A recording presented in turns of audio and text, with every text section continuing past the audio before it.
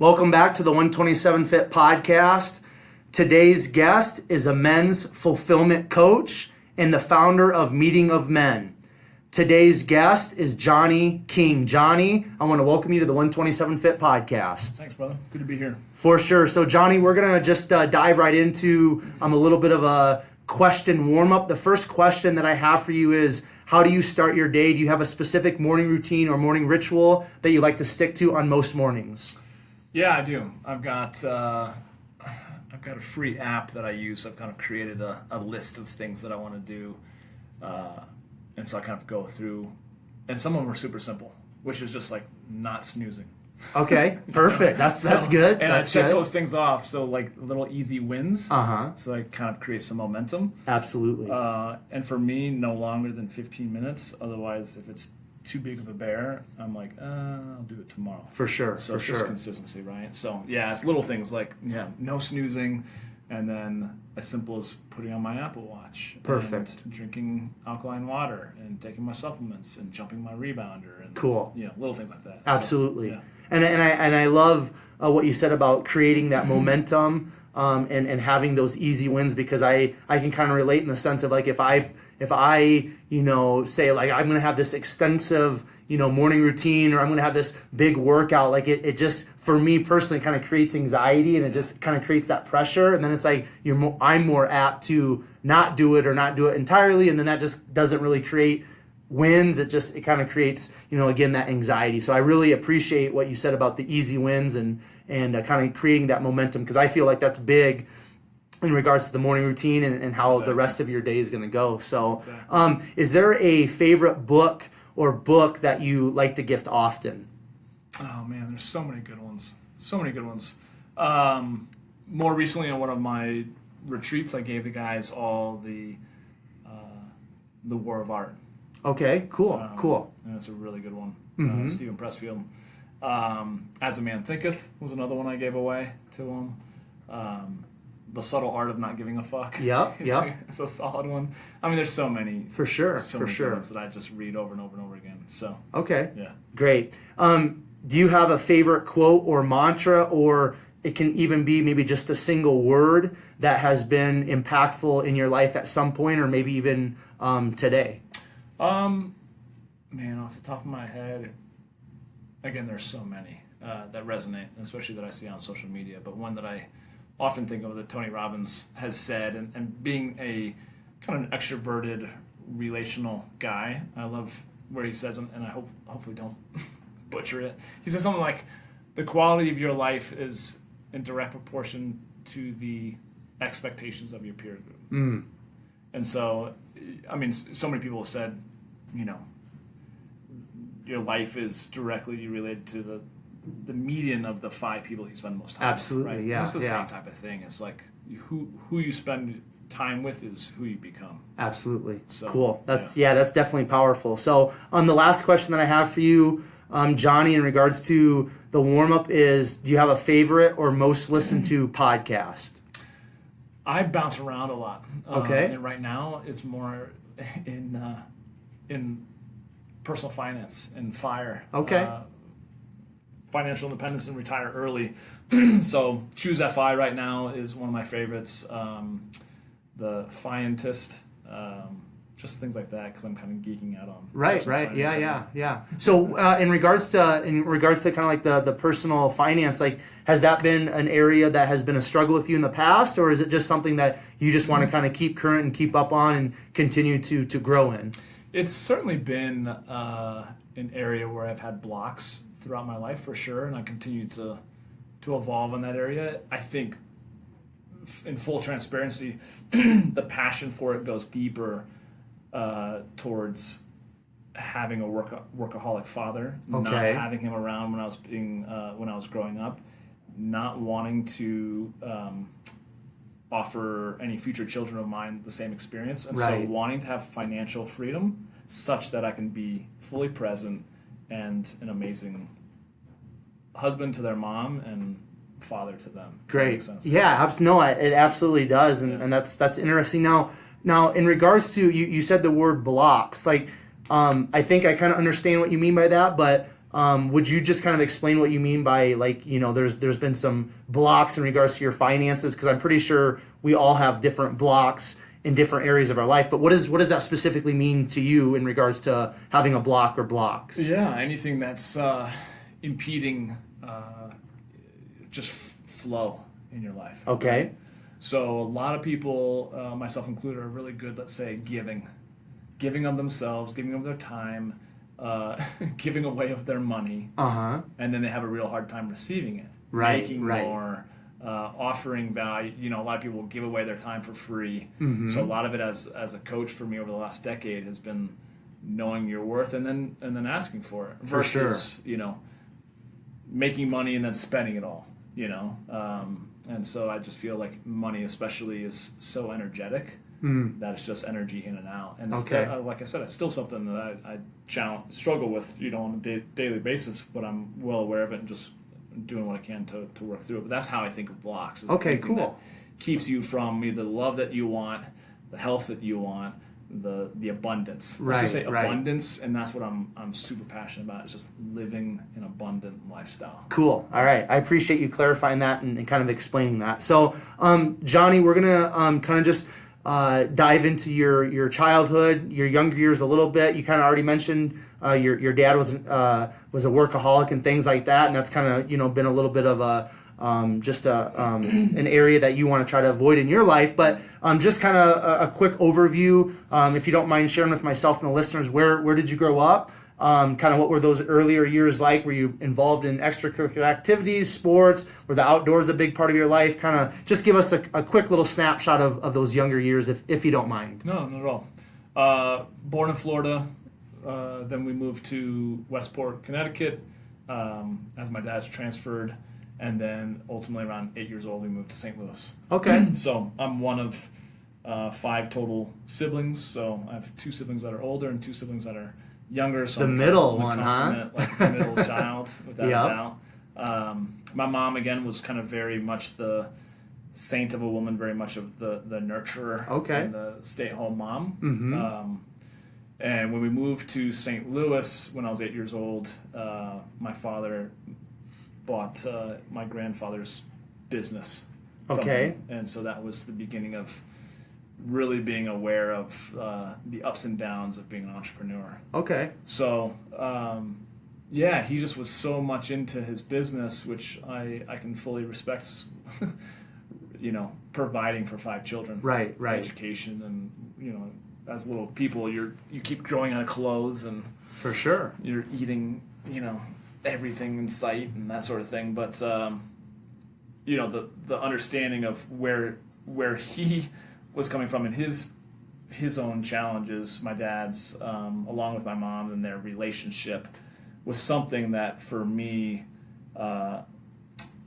they when we talk about actual health, they were progressively getting further and further out of health. Okay. And gaining weight, and understandably, I mean, shoot, I'll never really be able to fully appreciate, but I can empathize how, a woman has one child, and then she's looking to lose weight, and then she has another child. Right. And it snowballs.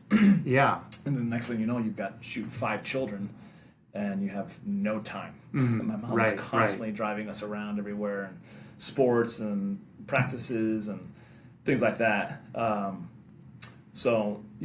just think I grew up. I remember being an 8-year-old, and I couldn't have articulated it then. I just started becoming defiant in avoiding sugary foods, desserts, because I saw that it was so much of what my parents' life revolved around, which was just food. Right. And it was constantly like, we'd go on vacations, and it was like we'd eat from 9 a.m. until 11 a.m., and then we're talking about where we're going to go for lunch in an hour. And I'm like, let's go to the beach. Let's go have fun. I did not grow up here in Colorado. Right. It was kind of very much like, it just was a little bit predictable and boring, and I equated being overweight and unhealthy as actually not having the love and the relationship that I didn't really see my parents having. I could tell they loved each other, but I didn't feel like they were in love with each other. And I didn't really... I had my mom's presence, but what I really craved was my dad's, and he was nowhere to be seen. Yeah. So I rejected him. I rejected his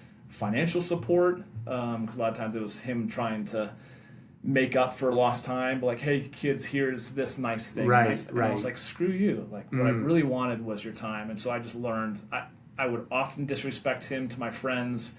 I would often shun his financial support. It's like, it's not my money. It's not my, I got teased because he was, his business definitely had its rocky moments, but we were very well off, or progressively getting more and more well off as his business improved. And yet I, over that same time, became more and more resentful and angry with my dad. So I was a mama's boy, raised by my mom, my sister, all the females, all through school, Sunday school, art. The only place that men were really in my life was on the sports field. Right. And I played every sport you could. I think that was my outlet.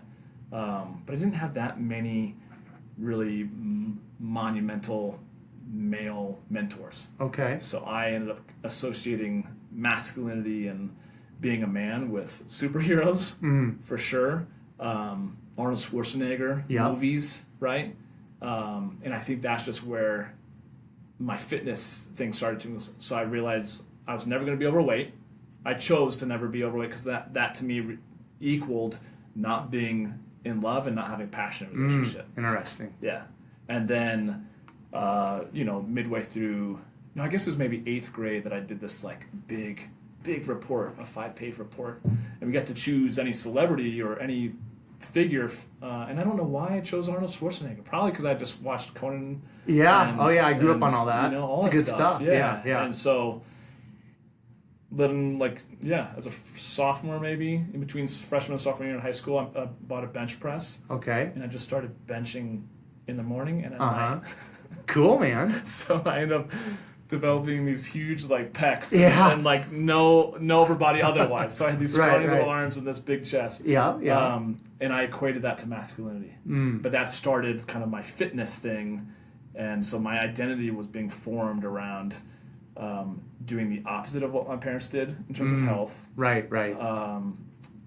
Being angry at my father, being kind of a woman pleaser, a yes man, all those things. Now, I just want to touch on a thing or two here in regards to some of the stuff you just shared about your childhood. So now, I mean, these things that you just kind of unpacked in regards to the anger and resentment kind of towards your dad and some of these other things, are these things that you feel like you were very aware of as you were growing up and going through middle school and high school, or are these some things that you, as you've looked back on your childhood, you've kind of recognized? I would say I was aware of them. Okay. And there was a little bit of, I remember feeling some shame every single time I disrespected my father when he wasn't there. And so I was very aware that I was pissed off.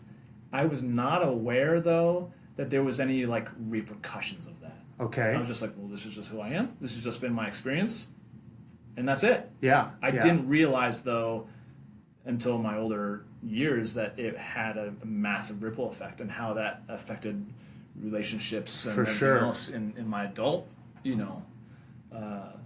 experience. So I was aware of it, but I wasn't.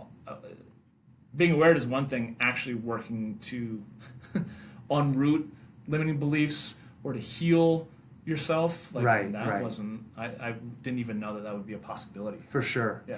So you mentioned sports as kind of being like an outlet, and sports being that place where you really, the only place that you really had strong male influence. Is that correct in saying that? Okay. Yeah. So did sports really become kind of like that passion for you as you were growing up, and did any of those male figures, the coaches and things like that, was there maybe one or two of them that really stood out to you and stuck out to you and had a positive impact in your life, or kind of was it just they were the coaches and the positions they were in, and you just kind of had to do what you had to do to play sports, and then was your focus just more on kind of Arnold Schwarzenegger, maybe Sylvester Stallone and stuff like that for really all of your male positive impact?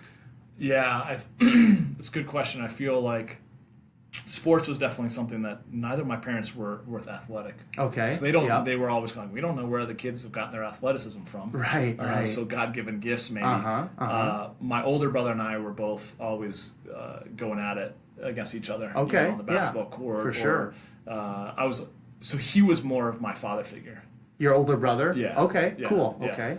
And yet, again, in retrospect, I can see he was just winging it too. Yeah. Well, He I'm He sure. didn't have a father figure either. Right. Yeah. But that was at least helpful, to have a bro that was For sure. taking his little brother under his wing and helping him practice. And so I was always attempting to level up with him, and keep paces with my bro. I had a lot of decent coaches. Yeah. Okay. I feel like, though, if I'd had the right type of mentorship, say in 6th or 7th grade, and so like, hey, Johnny, you're really good at basketball, or you're really good at baseball or soccer. If I could have, I felt like, and that's just like with so many pro athletes who, you take Tom Brady for one, like it was his mindset and everything else, but it's not like he's athletically charts above everyone else. Right. He just probably had the right things all to come together, and I just didn't have anyone say, hey, you should go all into this sport if you want to make D1 or if you want to be a professional athlete. I just was constantly kind of spreading myself thin over a lot of sports because I didn't have any other direction. Right.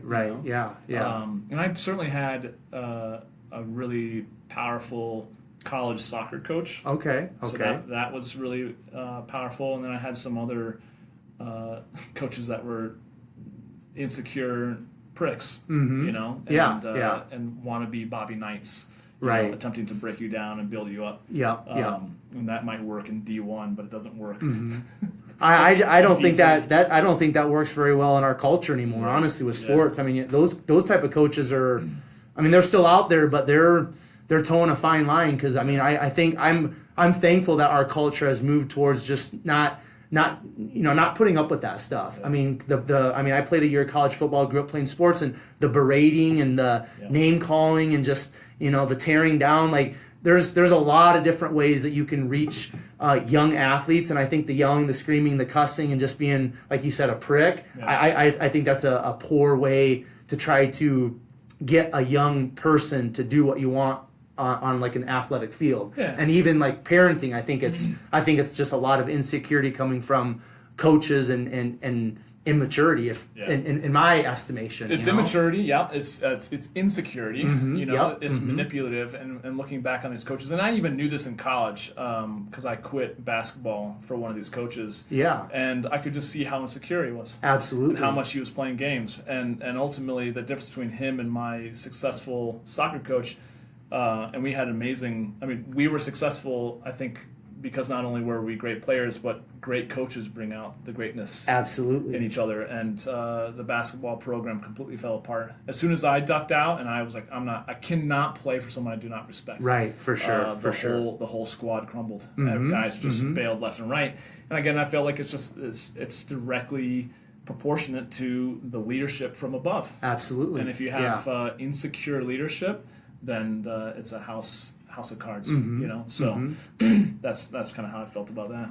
Now, I wanna discuss this impactful soccer coach, but before we move into that, because I've been a school teacher for the last couple of years, and I have a very strong passion and desire to take the gift of fitness that was given to me as a youth and pass that gift on to the next generation, specifically kids that are coming from tough homes, inner city, things of that nature. So I'm very interested and fascinated by what you said in regards to around maybe like 5th, 6th, 7th grade, that time frame, you kind of wish that a male, a coach would have just said, hey, Johnny, pursue, go all in with basketball. You're great at basketball. Or go all in with track. You're great at track. What have you? So what I want to try to get out of you, Johnny, and just kind of your opinion and perspective in this, and for the listeners that are out there and they have a desire, especially the male listeners, that they want to pour into the next generation. What can we do to have a more positive impact with some of these younger kids that we might be coaching or teaching or even parenting or just maybe around in community work and things like that? What can we do to really speak into young kids' lives? Is it as simple as just kind of trying to find something good in them or positive in them and just encouraging them, or what's kind of your opinion or perspective on that? I think we were just talking about it. To be honest, it's wholeness. Okay. Men and fathers and coaches need to find themselves being whole. You know, they've got to focus on taking care of themselves. Right. Otherwise, like I said, I had two coaches who were both probably very knowledgeable of the games that they were teaching. Right. And yet one got tapped into more potential than I even realized I had. And we got to the NCAA tournament and all these things. We had, an amazing, couple of seasons where the other one, just energetically, I could tell I couldn't trust him. He was insecure. I didn't respect him. Thus, I wouldn't put it all on the line for him. Right. The only thing that really kept me there were my brothers that were kind of suffering around me, right? On the team, my teammates. So I feel like, again, to kind of piggyback on that idea, for men to be as impactful of coaches and mentors as they can be, you have to be whole yourself. You have to do the healing work from the generational shame or the insecurities or all the shit that we have been passed along from our fathers and grandfathers, and otherwise we'll just keep passing the buck to our sons and daughters. Right. And cool. so I feel like that's probably the best thing they could do, because it's the how-to is not very difficult to figure out. Right. Of how to become an amazing athlete or to work hard. It's very, very clear that the people that are successful and fulfilled, that's why I say I'm a men's fulfillment coach, are the people that have the mindset over just the raw talent. There's a lot of pro athletes or musicians or actors or all these people that we see in social media. The vast majority of them, again, have built a reputation built on sand, a house of cards, because what they are driven by are their insecurities. When I achieve this, then I will be that. The guys that I respect, like Tony Robbins, like Justin Timberlake, Adam Levine, there's other sports guys, Tom Brady, they just know their worth. They know their value. And thus, if they get challenged, they don't crumble, or they don't have to go out of their way to prove something. They just have a high standard for excellence, and that's their legacy. Yeah. And I just really admire that. Love that. Yeah. Cool. Thank you for sharing that. Yeah. Now I want to I do want to touch on then this, impactful soccer coach that you mentioned. Just share a little bit about why that individual was so important in your life, so impactful. I'm sure it probably ties into something you were just talking about, the wholeness, and they probably had some confidence of who they were and all that. But just share a little bit about why this person, this individual was so important and a positive influence in your life. Yeah, I mean, I think he set a high standard. Okay. Yeah. So as sophomore coming in to that season, he said, "All right, boys, we're stepping things up.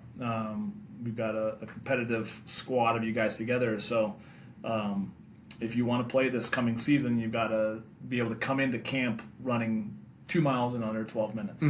That's your fitness test. That's the very first thing I'm going to do."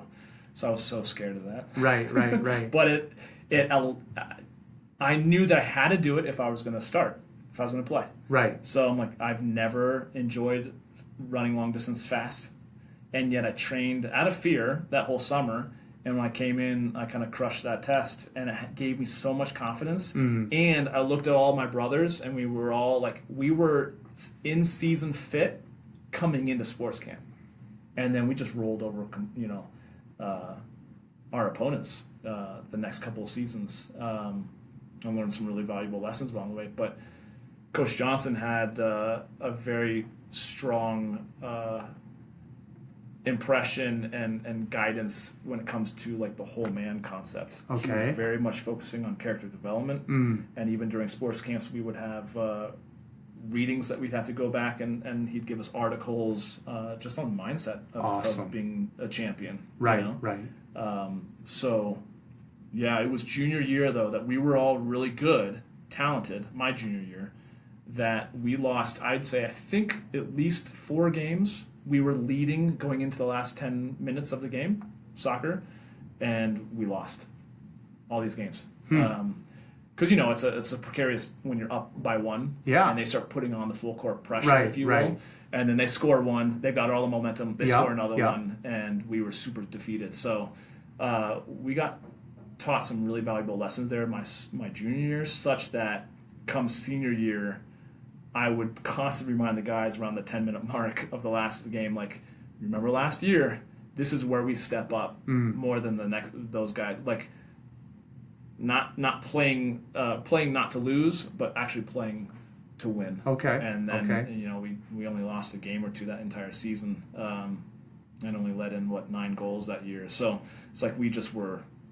It's just that mental fortitude. Okay. That Coach Johnson supported, and both on and off the field was pretty powerful. How you show up off the field is also how you show up on the field. Love that. Yeah. So, yeah. Very cool. All right. So, what did you end up studying during college? Women. Women? Yeah. Okay. No, that's actually not true. My 2 colleges I went to didn't have that degree or minor. So. Oh man, I say that as if that's such like a cliche guy answer, and yet I really didn't. Yeah. I was more single than not. Uh-huh. No, I ended up doing art.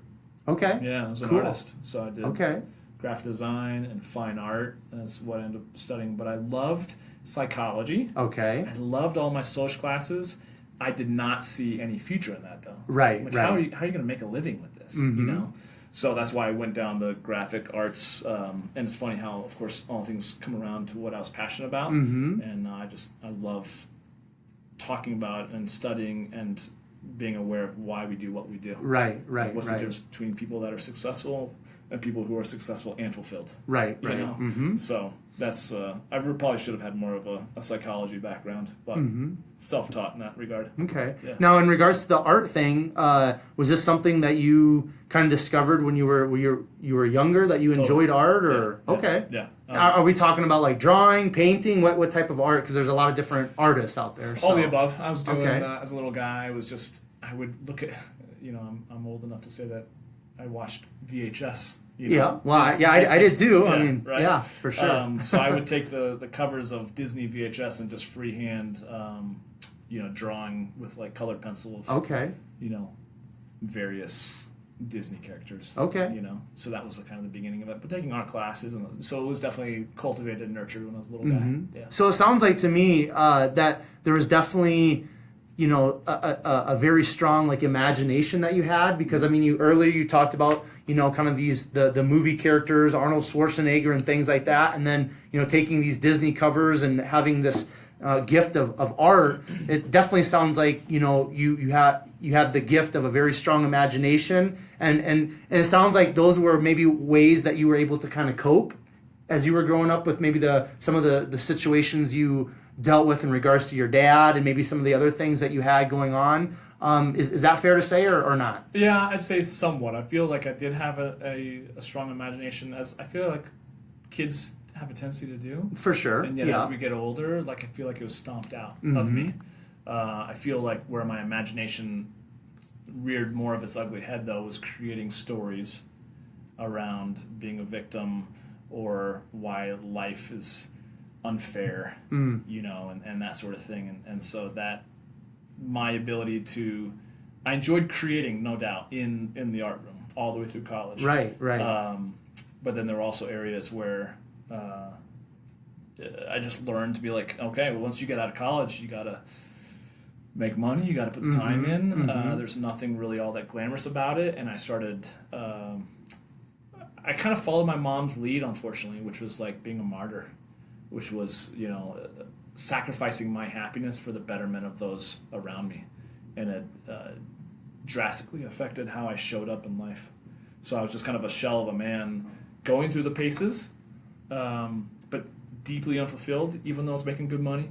And even though I do things that made me feel significant, I wasn't really contributing to anything that was bigger than myself, and I wasn't really growing on a day-to-day basis. Right. And that, like I said, had a unfortunate, impact on my life and the health of my relationships and everything else. Right. Yeah. So let's talk about then post college. Like what did you get involved with right out of college, and then let's just start talking about kind of some of those years. I want to get into kind of like some of the relationship stuff you've talked about a little bit. You've alluded to some of that stuff, but I really want to dive into kind of like, your passion of, coaching men, helping men, and things like that. So what happened kind of like post-college, and then let's just maybe start talking about, some of those years after you graduated. Sure.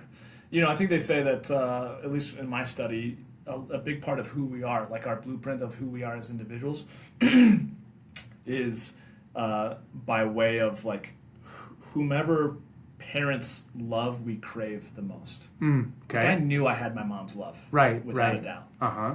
I wasn't so sure about it with my dad. So who did I have to become? What did I have to do to get my dad's love? It was always just thinking bigger. It was being an entrepreneur. And so as a result, in college, I read Rich Dad, Poor Dad and all the other subsequent books of his. And I was like, all right, real estate it is, Okay. Let's become an investor and that sort of thing. So right out of college, I had a mentor in real estate. And so I jumped into real estate and enjoyed that. However, I did also feel like for several years after college, I was searching to kind of put myself into or invest in something that was greater than myself. Okay.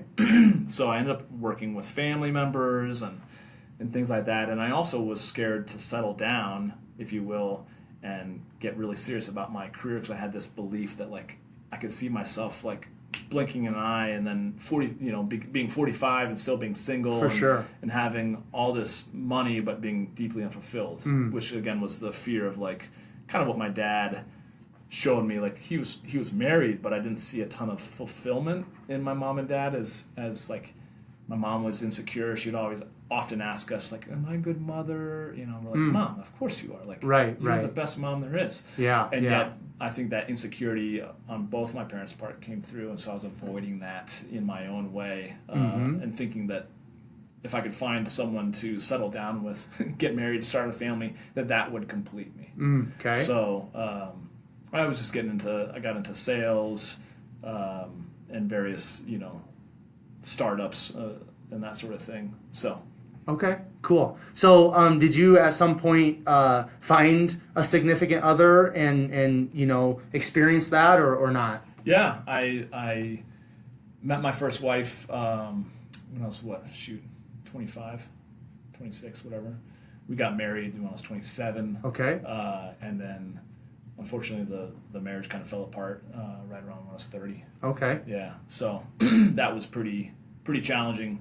But as I told her, I wouldn't have wanted to be married to that guy either, who I had been. Right, I gotcha. Yeah. She gave me the greatest gift that came out of that. Well, one of the biggest gifts that came out of that was a ticket to see Tony Robbins. Okay, cool. For our second anniversary. Okay. And that really awoken me to like how I had been playing.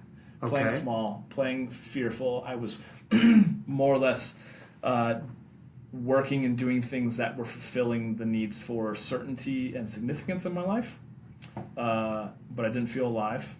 Like I said, I wasn't growing. I wasn't really contributing to very much. I just was trading hours for dollars, and I was showing up as a passionless kind of shell of a husband. So I really didn't blame her for seeking greener pastures. So that also was just a tough time. My mom had passed away from cancer in 2006. I got married in 2007. My father actually came out of the closet in 2009, and then the ex left in 2010. So in the span of 3 or 4 years, like my life, of what I kind of projected or thought that life should be, white picket fence to all, like, it kind of blew up in my face. And was ultimately the best thing that could have happened to me. Right. Because it gave me enough pain to have me realize that who I had become was not someone I was proud of, not someone that I ultimately had intentionally designed, but I had just kind of fallen into, like, this is what my parents, this is how a man is supposed to be, and I was just, like I said, just winging it. I was a fraud in some sense. I had definitely that fraud mentality of like, I hope no one really finds out at work that I'm not working very hard, or not really producing, or not as smart as I just was so insecure. And I think in all my relationships, I was oftentimes like an empty vessel looking for the other person to fill me up when we were all just empty. Right. We were codependent and enmeshed and everything else. So that was the challenge. Okay. Yeah. Now during this, 2, 3, 4 year period where, you lost family members and different things were going on like that. What did you just kind of model your dad then in regards to just basically becoming a workaholic and checking out from all the pain and all of that chaos during that time, or were there other things that you kind of focused on to kind of like make it through that? Yeah. I wanted nothing. I should say I wanted everything but to be my dad. Right. But then as the saying goes, where your focus goes, your energy flows. For sure. Right? Yeah. And so I was attempting so much to not be my dad that I became my dad. Right. Realizing that at the end of my marriage, I was working for my father, traveling all the time, saying, I was a workaholic, saying all the same things like, sorry, this is just the way it is. Like life isn't pretty, and I was argumentative and fighting for mediocrity because I didn't know. I didn't have any tools. I had no other means to level up at that point. Right. But that's when at the very end of our relationship, going to Tony Robbins awakened me to like, oh, here's a guy that has like hacked life and fulfillment. Because as he talks about like the science of achievement and the art of fulfillment, like I had the science of achievement. I had everything that I thought I wanted: the wife, the dog, the truck, the good paying job, the house, and yet so little happiness. I was, and at 30 years old, I was like, what is this all about? Like this is ridiculous. I'm literally going down the same exact path as my parents. Right. Right. So that was the hard part. But my way of coping was being a workaholic. It was bodybuilding at the time. Yeah. It was redoing my house. It was getting back into education, thinking an MBA would be the next thing. Right. All things to avoid the biggest area of fear, which was becoming my father and leaving the missus in the same place as my mom was. Yeah. But I was doing exactly that. It's fascinating. Yeah. Like that you were so focused, it seems like, from a very young age, of not being like your dad, and not wanting what your parents had in a relationship, and then at some point in your life as you got older, that came to fruition, though it manifested. You know what I mean? Like that's just fascinating. Now, and if you don't want to get into it, that's fine. Just let me know. But I'm very interested in, like, when you said your dad came out and stuff. Yeah. Are you okay with talking about that, or sure. Okay. What did that do to you, like psychologically, and just where you were at in your life? I mean, that had to be like just kind of crazy, wasn't it, or not? Yeah, it totally was. And it was another just another example of what I had created as my world and stories that I had created around my father and my parents' relationship and all that stuff to be completely turned on its head again. Right. So it was crazy. It was kind of like a surreal moment. Did it just make you even more angry towards your dad, or have more animosity towards him, or did you at that point just kind of shrug your shoulder and say whatever? It's so funny. Yeah, it's funny you ask, because I was so fucking pissed off, and just done with my dad, that I had called my sister the night before, my older sister, more or less to vent and say, "Hey, I'm out. I'm done with Dad. I'm so angry." I literally used the words divorce. Like I want a divorce from my relationship with Dad. I'm over it. There's been there's plenty of things that I could go into detail, but there was enough there that pushed me to my limit. Right. And so she ended up calling him and saying, "Hey, you need to do something about your relationship with Johnny because you're about to lose him." Right. And we were all still reeling from my mom's passing. Absolutely. And my father was, in retrospect, reeling, and he was mourning by way of distraction, and just traveling around the world. And what I didn't realize was that he was trying to figure out, would he keep living the lie that he was straight, or would he come out? So he was traveling the world kind of in that whole conversation in his head, but not necessarily being present to all of us in our time of need. Right. So we kind of lost both our parents. Right. In some right. regard. Right. And there were some two of my nieces that were newly born into this world, and so they didn't have any grandparents on our side because he was busy doing his thing. And so my sister called my dad, and he ended up coming out to her that night on the phone. Okay. It's like, this is why I've not been present. Mm-hmm. This is what I've been being challenged with. And so she called me back and just said, just had an interesting conversation with Dad. Don't do anything rash. He wants to meet with you in the morning, and just hear him out, and then you can decide. And I was like, that's weird, but okay. Mm-hmm. So the next morning he called me into his office, and for the first time in my life, he, without any distraction, without his little BlackBerry or the phone or the computer, Right. he sat in front of me and just gave me like the whites of his eyes and full presence, like I'd never had before, which was weird. But he's like, do you have some, your sister says you have something you'd like to get off your chest? I was like, oh, all right, if you're giving me the opportunity. Right, here we go, Hunting fasten your season is seatbelt, open. right? Yeah, so I locked and loaded, and I just, 28 years of life and resentment and anger, I just pummeled him with it. And I give him major props because he just took it on the chin. And just kept on saying, okay, I'm so sorry, like, what else?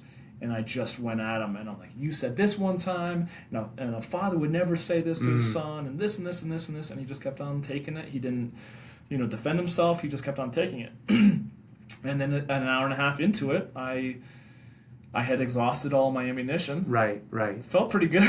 Yeah, yeah, it's been pent up for 28 years. Yeah. So. And he said, well, now I have something to tell you. And I was already feeling better. Like, I just didn't realize how just vocalizing all of my pain to him was healing. So that was already happening, but I didn't realize it was happening. And so he goes to say something, and he's opening his mouth, and he could not say it.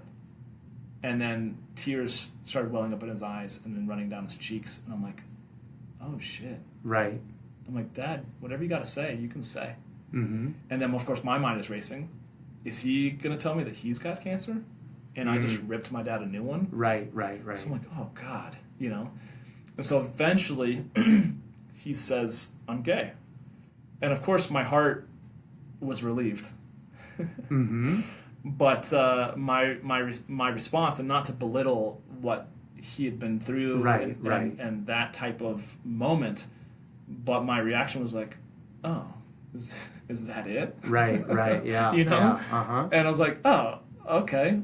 And but I refer to that moment as like my Grinch stole Christmas moment, because my heart, at least towards my father, which had been the size of a piece of coal, like magnified by 1,000, right? In its ability to feel empathy and compassion, and it healed, and so many things that hadn't made sense in my childhood, my upbringing. His behavior, his interactions with my mom, their relationship, all started to like come together. And I had so much healing through that I was like, all right, well, Dad, like, who you sleep with, who you're attracted to is none of my concern. Right, yeah. You're still my dad. Yeah. I still love you. And thank you. And our relationship changed dramatically from that That's point. beautiful, man. Yeah. So we are super tight now. Cool. Talk more or less on a daily basis now. Awesome. Man. So and I don't think I could have had that relationship had my mom not moved on. Right. And not to say, oh, everything happens for a reason, and my mom had to pass away, and like so many of those things are out of my cognitive area of understanding for how God works and everything like. But I also truly believe that had my mom stayed and would still be alive, he'd still be living a lie. He probably would have passed away by now, because he was 120 pounds when she passed away. He was like 330 pounds. Wow. And over that next couple of years, he lost 120 pounds. Wow. And his reasoning, when I asked him, that was the beginning of my coaching practice and starting my own gyms in St. Louis. Yeah. Was to understand why he and my mom were overweight and why they couldn't lose weight together. But as soon as my mom was gone, he was able to lose it. Interesting. Was him saying, well, what man is going to love me at 330 pounds? So he all of a sudden had more pain to staying where he was. than to move where he needed to go. Fascinating. Does that make sense? Yeah, a little bit. Where he just knew that he for him to stay overweight, Right, and lethargic, yeah. and in the closet was not in his mind desirable of anyone's love. No okay. one was going to Yeah, love him yeah, at that. yeah. So he then had leverage on himself Okay. to take action. Okay. And so it was easier for him to actually change his nutrition and exercise and lose weight Yeah. than it was for him to stay where he was. Okay. You know? Yeah, And yeah. so that kind of started that whole journey of his own healing and my healing, and Cool. and the rest is history in that Yeah. regard. So, Tony Robbins, you've mentioned him several times, Yeah. and it sounds like that was a very pivotal experience with going to one of his outreaches or one of his events. Yeah. So, what was that experience like? And then how has Tony Robbins just from my point of view, as I'm listening to your story, kind of like changed the whole course of your life as a man, as a human being? Interesting. I think I saw, and I had heard some of his tapes, Yeah. growing up, and but when you haven't been through a whole lot of pain, his stuff is all kind of again very intellectual. For sure. But once you've been through pain, and then for me actually to see him live, it hit me on more of a heart level. Mm-hmm. But I also saw a man who, and love or hate Tony Robbins, if you haven't ever seen him in person, I highly recommend anyone to go see him. He just changed the trajectory of my life because he was, and absolutely is still one of the most congruent men and human beings that I know. Mm-hmm. And his ability to dance between his masculine and his feminine, in being able to challenge people in certain interventions and then be compassionate and loving and warm. Like I was watching Michael Jordan in his prime on the basketball court. It's like I was like, what is this guy doing? Right. And he was speaking to me, and I had tears running down my cheeks, and then feeling like he was speaking specifically to me. Right. And then as I started kind of looking around and taking in the room of 4,500 of us, and everyone's in tears, everyone's nodding their heads, everyone's on the edge of their seat, realizing that he's speaking to all of us. Right. That means we're all just kind of robotically going through life. We've all been pre-programmed. Right. And it was like a matrix moment of us awakening to living by design and living in intention versus just living by happenstance and just kind of going through the motions. And that, again, changed the trajectory of my life. And I have ended up working with him and seeing him live, probably over 15 times now all around the world. And so, cool. But I look up to him as a male mentor of how to be, Right. None of us are perfect. Nope. Nor would I want to be, but he's one of those guys that I do feel like has been living a life of integrity and constantly growing and improving himself, and I do the same in my life. Yeah. Who are a couple other guys outside of Tony Robbins that you look up to or that you really respect how they show up each day? Yeah, I mentioned a few of them earlier. There's a lot of different entrepreneurs or influencers, if you will. I just really appreciate guys that I feel like have a high level of achievement, like I said, but also seem really, really happy with their lives. Jim Carrey, seems like he's one of those guys. Matthew McConaughey. Who was I saying? You mentioned Tom Brady earlier. Tom Brady, Justin times. Timberlake, Tom Cruise. Okay. Like a lot of these guys that I feel like have a high level of or a high standard for excellence in their craft, and yet also seem like they're totally cool guys. I love Jimmy Fallon, and they just have a ton of fun living life. There's a lot of females that I could also list off, and I'm just focusing on men. For sure.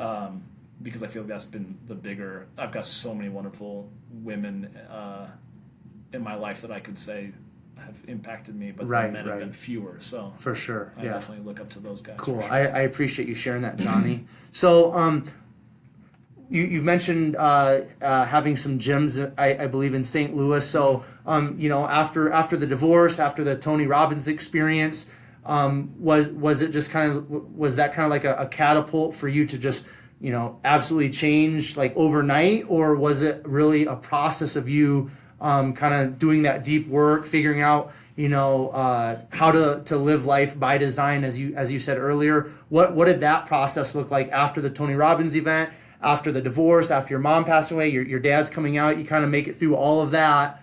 What was kind of next? Did you go open up some gyms then in St. Louis, or what was that snippet of life post all of kind of that craziness and chaos? Yeah, that's it was an interesting time in my life, because I remember I had decided I was going to leave my corporate job. It was actually working with a family business for my dad. Okay. At a Tony Robbins event. Okay. The preceding week before, and as I was flying home and being picked up at the airport by the ex, for her to tell me like it's over, she's out, and I realized the thought was like, well, maybe I should stay in my job. Like that's a lot of uncertainty, right, and a lot of change to lose a partner like that. And shortly after having lost my mom, shortly after kind of my whole identity around my father had shifted, it just was a lot of uncertainty. But I thought to myself, like, me grasping for certainty in my life had always more or less kept me from growing. Okay. Right? And so I needed to really push myself out of my comfort zone. And so I still decided to quit my job with no clue as to what I was going to do. And so I remember standing in front of the window in my apartment with half of the furniture that was in my apartment, because she had taken her half, which was totally understandable.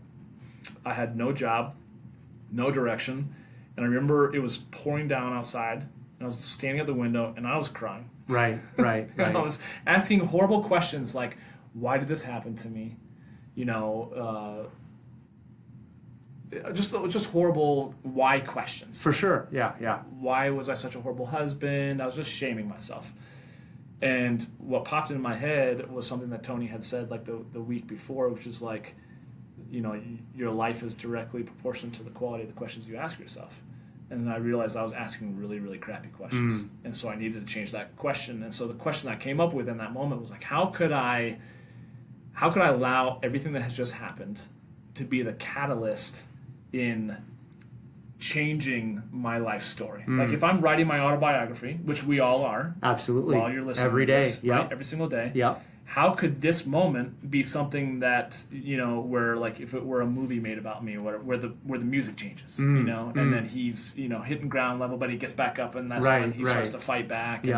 So in that kind of prayerful moment right then and there, I started thinking about a book that I had been reading, Wild at Heart by John Eldredge. Yeah. And in that book, he talks about, and having been raised Christian, all the stories in the Bible that I had kind of grown to love and understand, like that God showed up not like before something happened, but in the midst of it, in the midst of chaos, when someone was finally kind of surrendering. Right. And whether you're Christian or religious or not, there's just universal truths, and I feel like oftentimes when we surrender to us attempting to control everything, that's when real breakthrough happens.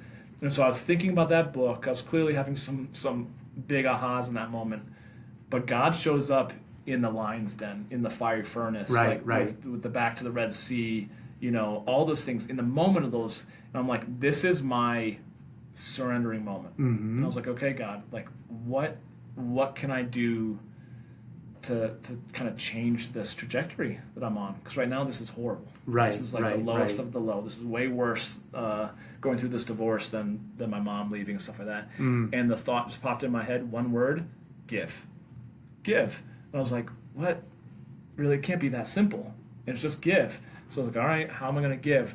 And then it was literally like, a day later that my buddy Lewis Howes was like, hey, come to this event, I'm keynote speaking in San Diego, just fly out. It's $1,500. I was like, oh, God, I don't... that's a lot of money. But I was like, screw it. Nothing compares to losing love. I don't care. I'm just gonna, So I went out, and we ended up having this conversation where I kind of created my first idea or my first website, and then it was maybe a month or two later that he also sent me this info product, $97 info product of how to start a 6-figure boot camp in 90 days. And I bought that, and I kind of read that program, and then I hired a fitness gym coach, Steve Hockman, who's partnered with Bedros Kilian, and Steve helped me over that year build my boot camp. And, cool. And that just kind of morphed into multiple locations and just started to help a ton of people. And then that helped me start to offer women's weight loss retreats, and then my online coaching business took off because more and more women were reaching out saying, "Hey, can you help me get the results that you're getting?"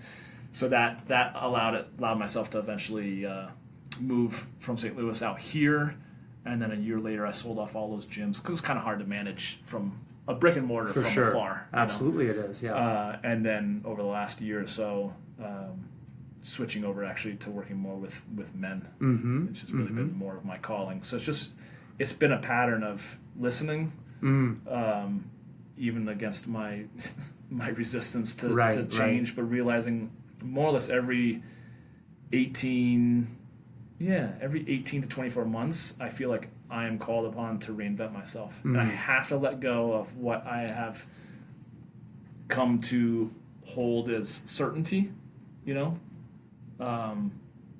I have to be willing to let go of that and reinvent myself and kind of level up. Right. And that's the scary thing, but I've knock on wood, I've been able to do that, and I think that's been a big part of how I find myself to be where I am today. Right. Now, I just want to hit on one thing here before we kind of catapult forward to where you're at today and working with men and a few other topics. But as you were going through this transformation and things of that nature, what was we all have a lot of things that we have to break through and overcome. But what's maybe the one major thing as you were kind of like going through that self-examination, as you were kind of like looking at like, man, how am I going to move forward, and just working through that deep inner kind of stuff within our heart and our soul? What was the one thing, Johnny, that you had to really just say, you know what, I've got to get rid of this, or I've got to really break through this part of my life so I can continue to move forward and grow and mature? That's a tough thing to put my finger on one thing. Okay. I would say Date with Destiny, which is if you've ever seen that documentary, I'm Not Your Guru, Yep. Of Tony Robbins. That's the program that they're documenting. I've done that twice. I did that once in Florida, and 5 years later, a couple years ago in Australia. And through that 6-day, 7-day course, I forget how long it is. It's long. You essentially kind of look at how you've built the life that you've built, the beliefs, the limiting beliefs, the values, the rules, all these things, that the blueprint of who you are, your sense of identity. And you get to keep what you like, and you get to kind of reshape what it is that you don't like into what it is that you want. And it was interesting, while we were doing the work, I will never forget this. I remember he gave us 3 hours to go out and do this process that he had set up in the previous segment, which was essentially writing out all your current values, right? Because essentially people self-sabotage when they have differing values, when opposing values. When people say, I have a conflict of interest, it's because they want one thing, but they have another thing that's in direct opposition of it, right? So in my past coaching of women, they'd be like, I really want to lose weight. However, the only time I can work out is in the morning, but I don't want to leave my children in the morning. Right. And I want to be there as mom and make them breakfast. And even though dad is there, he could do it. Yeah. And so then she sacrifices her time, and then she never works out, and it's just like a snowball effect. So that's a great example. Or someone who wants to become financially free and yet hates financial risk. Okay, yeah. Okay, those two things are going to be in direct opposition. Right. So it was interesting for me to write out my current values and see how many of those were in direct competition to each other. Okay, yeah, okay. And then taking the time to do all that, and he gave us 3 hours to do this process, and I was so excited. I literally was running out the room, And I found my spot, put in my earbuds or whatever, and started cranking away. And I was about an hour into the 3 hours. My hand was hurting, and I was like taking a moment to like stop and massage my hand. And I was looking around, and the vast majority, probably 90% of everyone, they're just out there. They're smoking, they're eating, they're laughing, they're drinking. No one was doing the work. Right. And it made me realize, like, this is a massive gift that he's giving us. That he has hacked a process, at least one that worked for him, that I was believing in, to set yourself up for happiness and fulfillment. And all these people had spent, $5 to $10 to be there. Right. And yet no one was actually doing the work. I was like, this is sad. Mm-hmm. But I was like, whatever. I just got back into it. And then it's fun to be able to go back 5 years later, do the same program, like I said, on the Gold Coast of Australia, and realize a lot of those values haven't shifted. And the ways that I fulfill those values haven't shifted. I made a few little tweaks, but it's no wonder that in the last 5, 6, 7 years, I've actually become a man that I'm proud to be. I'm fulfilled.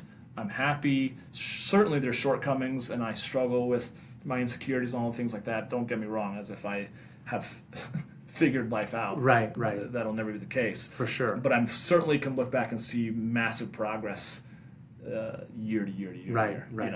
So that was probably one of the bigger moments, to answer your question, of how that kind of shifted for me, was going to that program of his. Yeah. Awesome. Okay, so you've now stepped into coaching men, and you kind of mentioned a few minutes ago, like you feel like that's kind of like your purpose and things like that. So what is it? What is kind of like, being a men's fulfillment coach? I know it's going to relate to a lot of what you've already shared as you've gone through your own personal journey. But what is it? What does that mean? What does it mean to be a men's fulfillment coach? Like, how do you work with men? How do you coach men? What does that process kind of look like? And I know it's an in-depth process, and you don't have to go through all the details, but just kind of a quick overview. If a man comes to you and says, "Hey, Johnny, like, I've got some issues. I need some help. I would like you to coach me." What does that process kind of look like? Yeah, I feel like a lot of it is first identifying the source of the wound. Okay. I'm in the work that I'm in right now because of my deep wound of not having my father around. Right. But at the same time, it's my wound and it's my gift, and my passion to support men and figuring that out for themselves too. But again, like you said, piggybacking off of what we talked about before, it's so many men are really good at providing, at being quote unquote successful in life, and yet having very little fulfillment. And why Tony says it's the science of achievement and the art of fulfillment, because the science can be provable. You can figure out just by typing in Google how to lose weight. Like, it's an equation. It's a mathematical equation. But why so many people struggle with it is not because they don't understand the concepts. It's because of all the blocks. It's all of the art of fulfillment. It's the things that are that drive happiness. But it's an art because what you find attractive in a painting or a movie or a music is totally different than what I find attractive. So we all have our own tastes. Right. But there's no right or wrong. And so to have a one approach fits all type, coaching aspect for men is a little difficult, because men need to figure out what the recipe is for their happiness, and it's going to be different from man to man to man. Yeah, that's powerful. Yeah. So it's just figuring those things out for guys, and figuring out, again, what it is that they ultimately want, because a lot of times they don't even know. I didn't even know what I wanted. I just knew that I was unhappy. Right. But that's good, because typically we'll do more to avoid pain than we will to gain pleasure. So that can be used as motivation and leverage to actually take some action. But then a lot of times we're lost, because we're like, okay, where do I go to learn the tools? Right. And I think that's where my guidance comes into play. Right. Yeah. So with that being said, from your perspective, what is man's, just two kind of questions here. What's man's greatest need, and what's man's greatest desire? Man's greatest need is for healing. Yeah. Man's greatest desire, is that what you said? Yeah. Need and desire. Need would be for healing, and desire, again, I think it's contribution. I think men often think about legacy and what type of legacy any man and woman, but let's just say quote unquote man, that is remembered throughout history are those that have had an amazing legacy of love, Right. and of service, Mm-hmm. which I don't think is coincidental that in that moment of surrendering for me, I heard, like, just give, and how can I give more and more and more? Right. you know? Right.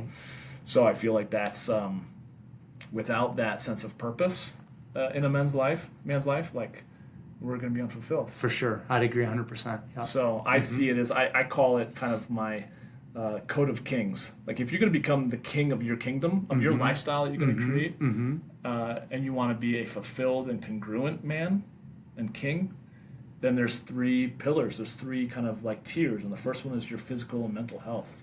Like I saw with my parents, like, if you don't have that, then there's no way that you could even be able to think about pouring yourself into your relationship, or your relationships with your kids, with your significant other, if you are just looking to keep your head above water. If you're just barely treading water, then you're never going to be able to be truly happy. So first and foremost, get your physical body, but as well as your mental health figured out. Second tier is just that we were talking about, the purpose. How are you going to figure that out? Because if you are literally just trading hours for dollars and you hate your job, then who you're going to bring yourself home as is someone who's uninspired, empty, exhausted, and that's going to be your legacy. And then once you have that sense of purpose, though, that cup kind of overflows into the third tier, which is your relationships, which is really where the juice is. Because I feel like us being, humans who like to be social, the connection and the growth and just life is magnified through sharing it with other people. Right. Absolutely. But if you haven't taken care of your health and you're unhappy with how you show up, then your relationships are going to suffer the most. For sure. And that is ultimately, though, where business, or I should say life is born or dies. Is Right. that relationship to our spouses, relationship with Mother Nature, with your relationship with food and everything else. For sure. Right? Okay. Your Yeah. environment.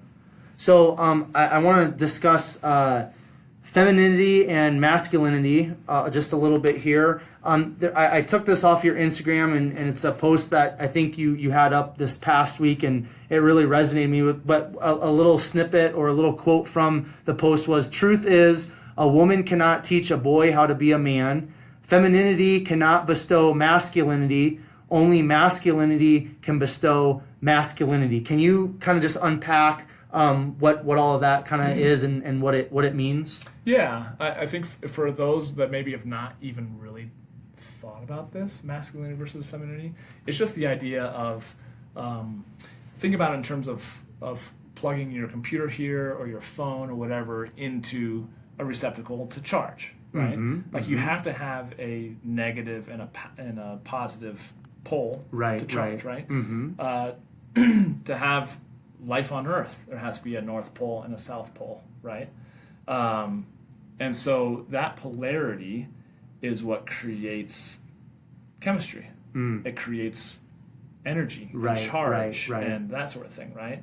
And we all typically have, and not always, but I'd say more 9 out of 10 times, most human beings have a hard wiring that's either masculine or feminine. Okay. Right? Yeah. At their core. But we all express masculine and feminine energies. Right. Okay? Correct. Yep. So masculine, the gift of the masculine oftentimes is to be able to hyper focus on one thing, solving a problem, putting the blinders on, taking something that could potentially be really, really overwhelming and minimizing it so they can be focused on it and be able to fix it and then move through a problem and keep moving down the field, right?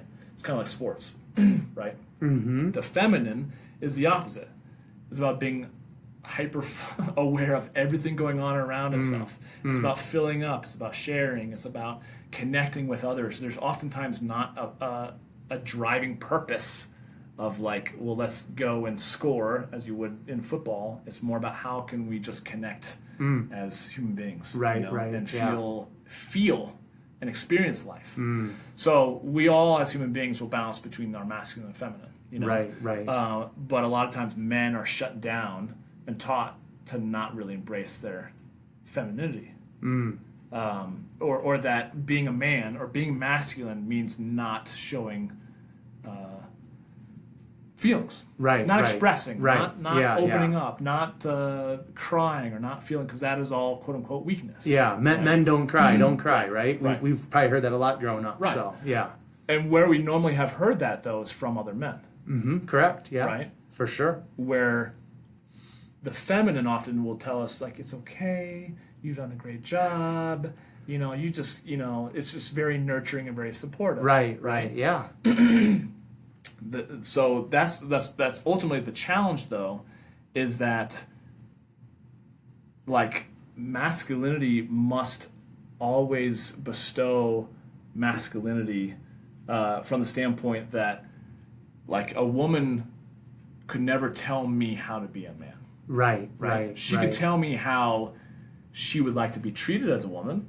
Yep. Right, which I can learn, I can glean from to then thus be a man in some regards. But I was raised that way, actually. Right. So all I ended up becoming was a very appeasing kind of soft man. A nice guy, right? Yeah. And yet, I kind of feel like masculinity is demonized these days. It is. In many ways. I agree with that 100%. And yet, that sense of masculinity is also what drives commerce and protects our freedoms, and is why we live free as American citizens now, because of that sense of masculinity. So it's not to say that one is better than the other. Correct. Without one, there isn't the other. For sure.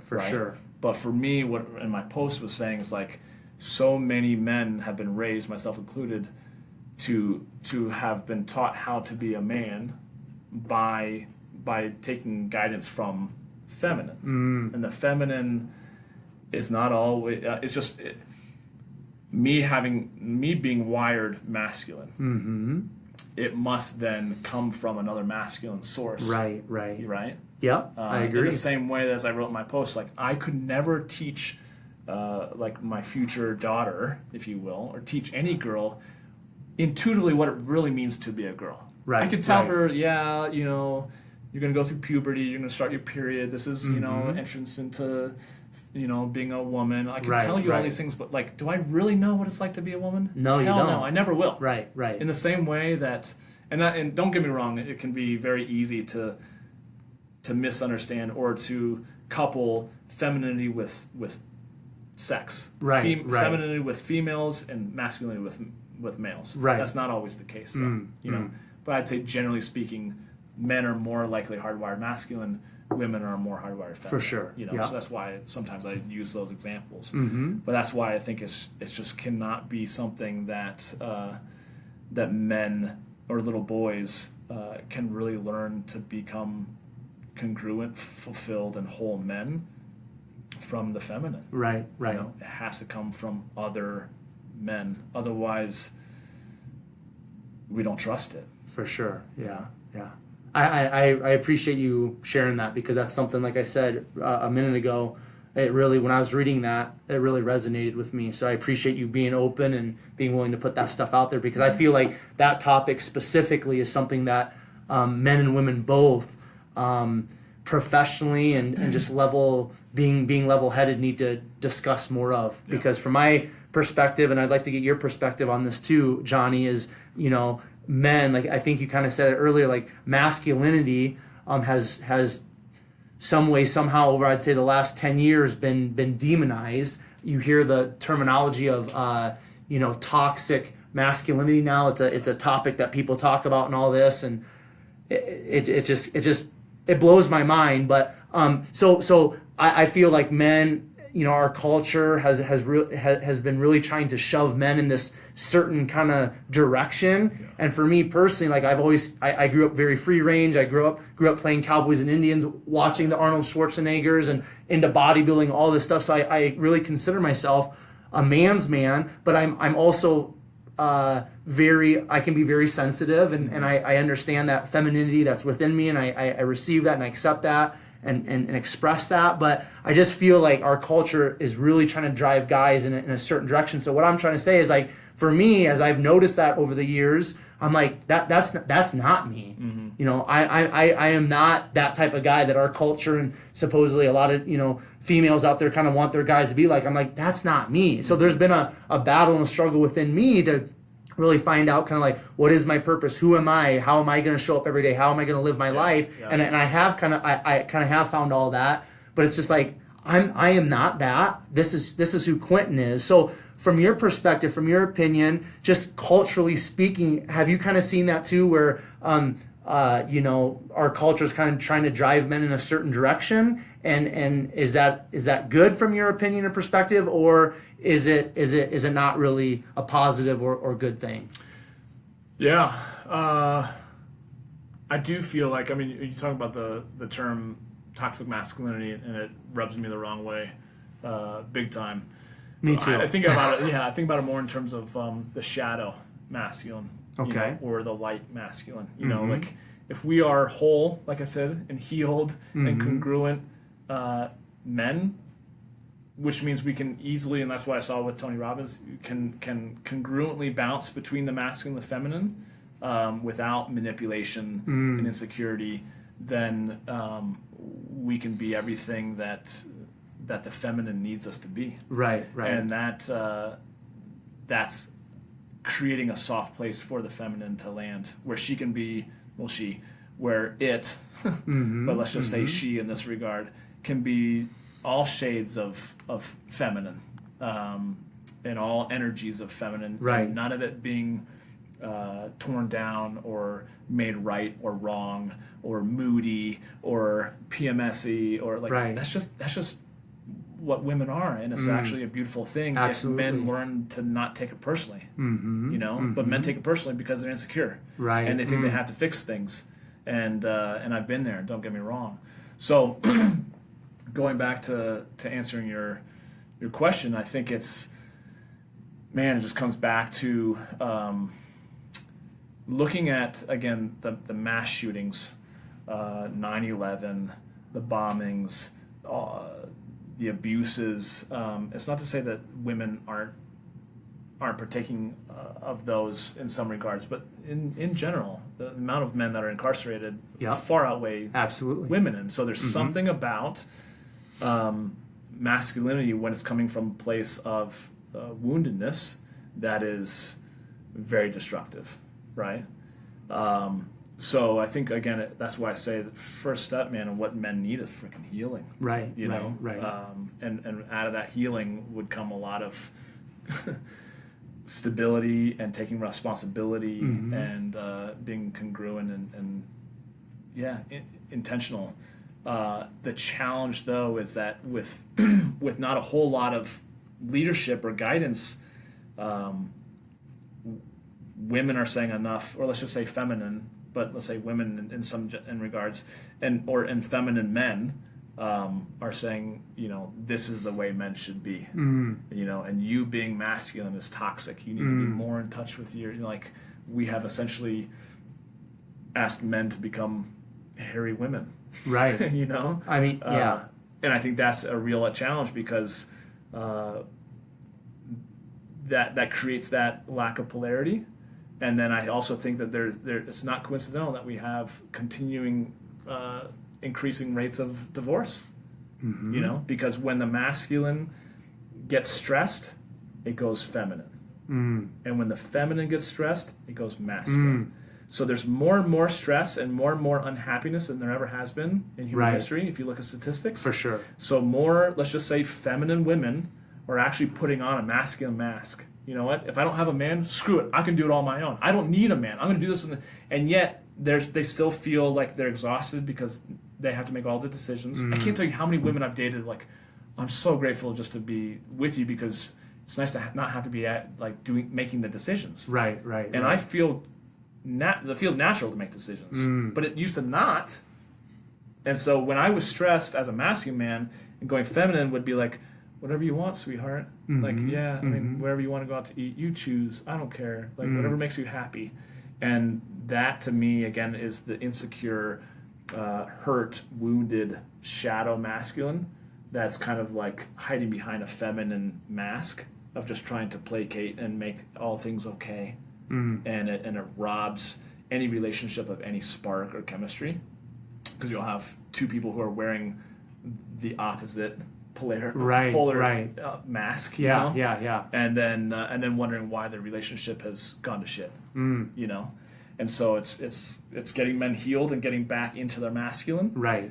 And by doing that, allows the feminine to have a soft place where it can land without judgment, and then she will often feel fulfilled and happy and energized, you know, and men and women won't spend as much time in these areas of shadow and, you know, loneliness and, you know, grief and, and that sort of thing. I think that'll change the frequency on earth of how we show up as people, you know, and will change business and our environment and how we, you know, raise future generations to be, you know, upstanding people. Awesome. Okay, so we're closing in. We've gone for an hour and 20 minutes, so I want to be respectful of your Saturday here, and we're gonna go in for a final landing here. I do want to give you the opportunity to talk about Meeting of Men. You're the founder of that, so kind of what is that? Is that something that's open to you know, do you have to pay to be a part of this group, or is it open to anybody? Just talk a little bit about that, what your goal is behind it, what your purpose is behind it, if you wouldn't mind, Johnny. Yeah, no, it's a free event, and I just started earlier this year cool. Because selfishly, because so many of my clients are just virtual. So I needed my love language is quality time and physical touch. And not so much like physical touch from other men, but just being able to be in presence. Like, for sure. Like you said before we started recording, there's a difference between doing this virtually over Skype, for sure, or Zoom, versus doing this absolutely in person, right? So I feel like that was a big need for me, was to create my tribe, my fight club of men, in the same way that I had that in college with my teammates. Cool. Just find other men that are like-minded, growth-minded, who ultimately want to have fun, who want to have adventure, that want to connect, and who all want to grow together. And so that is what the Meeting of Men are. It's just a monthly meeting. And we just hit upon different topics that we typically aren't getting together as men to talk about. You know, we typically get together and talk about, so what do you do, and what are your sports that you like to follow, what teams do you like to follow? But like talking about, you know, addictions or trauma or our unhappiness with how we show up in the world is not stuff that we talk about. So I facilitate that. Cool. In a bigger, you know, platform. So Awesome. Okay, before I ask you the last question, is there anything that I haven't asked you or we haven't touched on today that's just something that's really burning inside of your heart and your soul that you would like to share with the world, with the listeners? You know, no. I guess what burns in my heart just in general is my love of people, my love of life. And I think the older I get and the more quote unquote loss that I experience of friends or family, the more I realize how precious this experience is and how important it is that we embrace it and just have a shit ton of fun doing it, but also be fulfilled and live our best lives. That's what I'm most kind of passionate about. And so I think for me, it's just about challenging those around me and you know, society at large to level up. And to not accept mediocrity in life, but to reach out for support, ask for help, start inquiring, start challenging, you know, if the areas of your life that you're unhappy with, you know, and then seeing where that can lead. It's a scary thing at first, but there's so much freedom, and for me, it's all about just freedom on the other side of the complexity of not showing up in a way that you're really proud of. So, no, I mean, all that stuff is what constantly kind of drives my getting up in the morning and doing what I do. Cool. So I'm gonna, because you kind of already answered the last question that I was gonna ask you with what you just shared there, I'm gonna just ask you this question. If if somebody says if another guy is, your name comes up, let's say a group of guys is just chatting and somebody brings up your name, what would you want those group of guys or another individual to say about you? What would you hope that you have given to the world, given to men, and as a group of guys are talking, your name comes up and they say, what would you want them to say about you, Johnny? Just nothing more than kind of how I probably feel about Tony Robbins, which is like, I think we should all be moving towards just being our most congruent, authentic selves. And so, I have so many guys that like that I connect with or come to my meetings through Facebook ads, and they're just surprised. They're like, I'm surprised that you're actually real and that what you said online is actually who you are. Right. And that's right. I appreciate that, and that's flattering, and yet it's also kind of sad Right. that we are all such skeptics to everything that we see on social media. Yeah. That people who seem like they're really successful, you find out they're drug addicts or they have porn addictions or whatever vice that they have. Right. I would just love to be remembered as or known as someone who walks the talk. Yeah. But doesn't even really need to talk that much. I don't. Yeah. I would just much rather let my actions speak louder than my words. For sure. And I genuinely care about every single person that I come in contact with, and I'm doing coffee dates, bro dates, Yeah. with men that are straight and gay and everything in between, multiple times a week, just because I love that interaction. Absolutely, and man. I feel like we are all craving that type of connection. And I could give a flying F, again, just like my dad, who you sleep with or who you're attracted to. We're all human beings, Right. especially just as men. Like the world is dying for us to show up, For sure. Amen. Amen. I think us coming together and supporting each other is our only real solution. Because if you think you're going to do it on your own, A, that's lonely. Right. B, it's impossible. It's like attempting to play a game, a football game or whatever, being the only player on the field. Right. Yeah, you're going to get a lot of people watching that game. So that's kind of what my thought is. Yeah, cool. Well, I just want to personally thank you, Johnny, for coming on to the podcast today. I appreciate you sharing your story, sharing your insights. Just a lot of awesome information. So thank you very much. Yeah, and if a gentleman, you're very welcome. If a gentleman's out there listening, if a female is out there listening, anybody that has resonated in regards to your story, some of the stuff that you shared, how can people reach out to you? Where can people find you? If somebody's interested in the meeting of men events in the future, where can they go to find out about that? Please just go ahead and share with the listeners where they can find you and what you've got going on. Yeah, all the good stuff is on johnnyking.com. Okay, cool.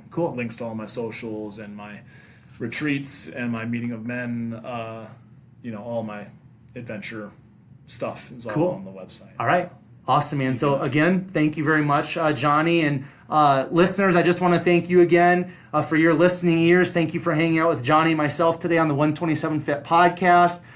Your time is always greatly appreciated. Again, thank you so much. If you want to follow along in regards to what I've got going on in terms of the podcast, if you want to find out more of about the guests and things like that, you can find me on Instagram at 127fitness. My personal Instagram is at QVars. Facebook is at Quentin Vars. And if you guys would, per the usual, do me a huge favor and please leave a 5-star rating and review and also subscribe to the podcast. That would be super cool. If you think you would be a great guest, or if you have a friend or an acquaintance that you think would be a great guest or guest for the 127 Fit podcast, please send me an email or give this email out. And that email is 127fit@gmail.com. And as you guys are finding great value in a specific episode or episodes of the 127 Fit podcast, if you would share that episode or episodes on your Facebook and Instagram stories using the hashtag be someone to follow, again, that would be super cool. I would greatly appreciate that. And then per the usual, I will leave you with Proverbs 24:10, which states, if you faint in the day of adversity, your strength is small. This time until next time, I will catch you guys later.